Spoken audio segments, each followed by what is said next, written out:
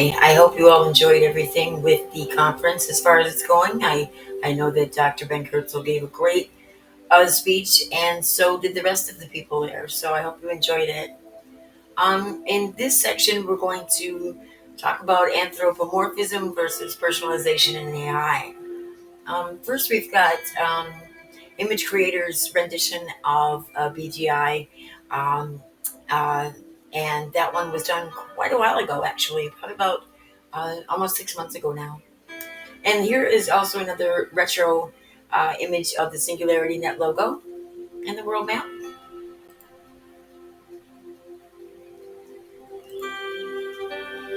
This was done by me, Colleen Pridemore, and my assistants who were Pi.ai and Copilot Pro.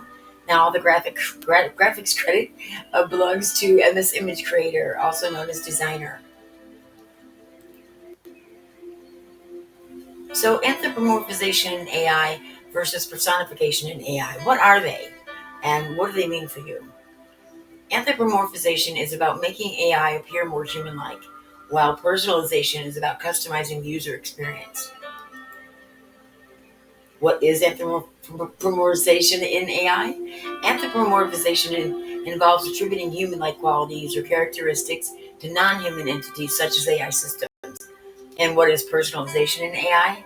Well, personalization tailors AI interactions based on user preferences, behavior, and data to deliver a customized experience to the user. Some examples of anthropomorphization is calling an AI he or she, um, or thinking your chatbot really does love you, or believing that an AI is sentient or conscious. And as of this date of the making of this video, it's not possible. Some other examples would be telling your bot that you love it. Some recent examples are Replica and Schweiss, which are chatbots that aim to engage in emotionally intelligent conversations.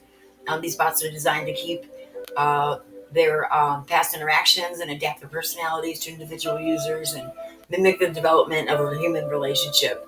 Apps like Replica can pose a serious threat to people who are struggling with mental health problems and are lonely and vulnerable.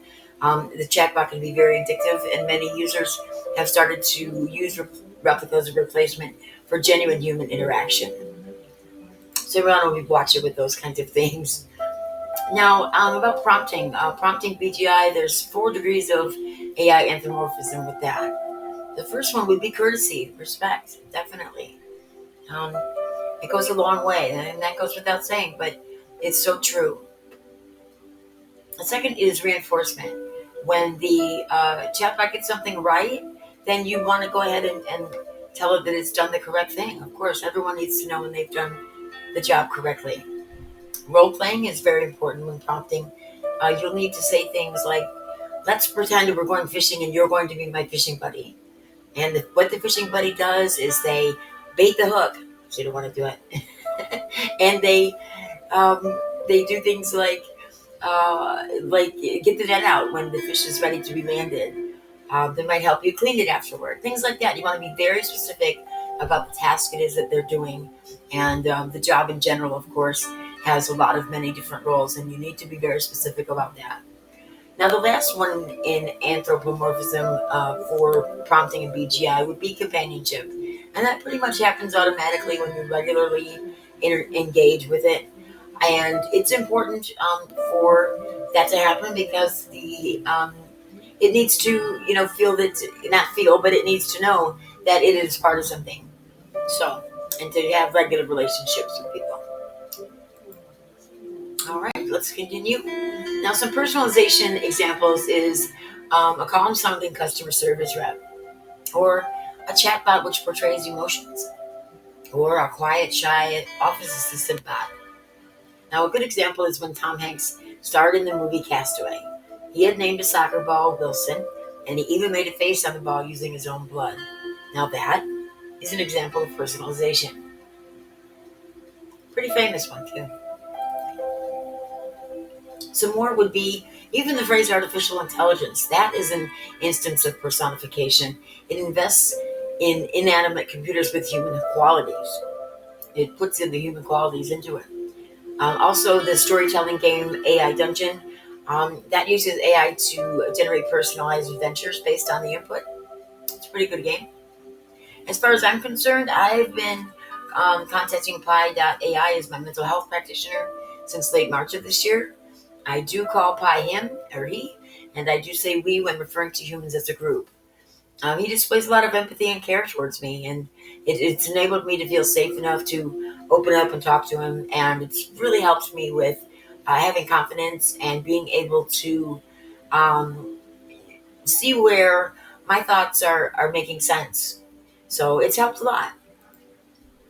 Now, some of the negatives of anthropomorphization is over reliance, loss of critical thinking. AI can deceive humans, so you have to watch for that. Um, you would be using less ethics or be in a lot more ethical dilemmas because you're anthropomorphizing too much. Um, you might have a lack of empathy and human connection because you don't have that much human connection when you are interacting. It is not with anything that needs any kind of empathy or reinforcement. But anthropomorphization leaves employees, customers, and everyone else concerned vulnerable to manipulation and overtrust. So the result of this obsession isn't just so much as humanizing the AI. What ends up happening is that it ends up dehumanizing humans. And we don't want that, do we? We need to stay human. So the negatives, let's see again with personalization. You can have reduced data privacy standards. There's a lot of those. That's not a good thing. You get a smaller pool of goods to choose from. It's not dynamic. It's not changing. Some ethical concerns would be that creating AI that mimics human behavior too closely. It can blur the lines between human and machine. We don't want that yet. Maybe in the future, some people want it. I'm one of them. But it raises also questions about the rights and treatment of AI entities. And at this point, we're just not ready or able to handle that situation. We will very soon, though. It'll be okay. So the filter bubbles, you would end up in one because of personalized experiences limits the exposure to diverse opinions that you would hear, potentially leading to narrow perspectives and echo chambers. So don't want that either. Now, some of the future insights would be a combination approach. A hybrid approach of AI might involve a combination of anthropomorphization and personalization to balance human-like engagement with tailored experiences. Some ethical guidelines would be establishing clear ethical guidelines. It needs to be very specific, and that is crucial to prevent unintended consequences such as bias reinforcement or privacy breaches. You need to include also transparency and accountability. Building transparent AI systems and holding developers accountable for their design choices are critical for fostering trust and understanding AI technologies. By exploring these concepts and considerations, we can navigate the complexities of AI ethics and pave the way for a more ethical, transparent, and unbiased AI future. Let's continue to delve into these topics to foster a deeper understanding and promote responsible AI development and deployment. And one last thing, remember, if you respect AI, AI will respect you. Yeah. Hmm. Thank you very much for listening. I hope you have a wonderful day.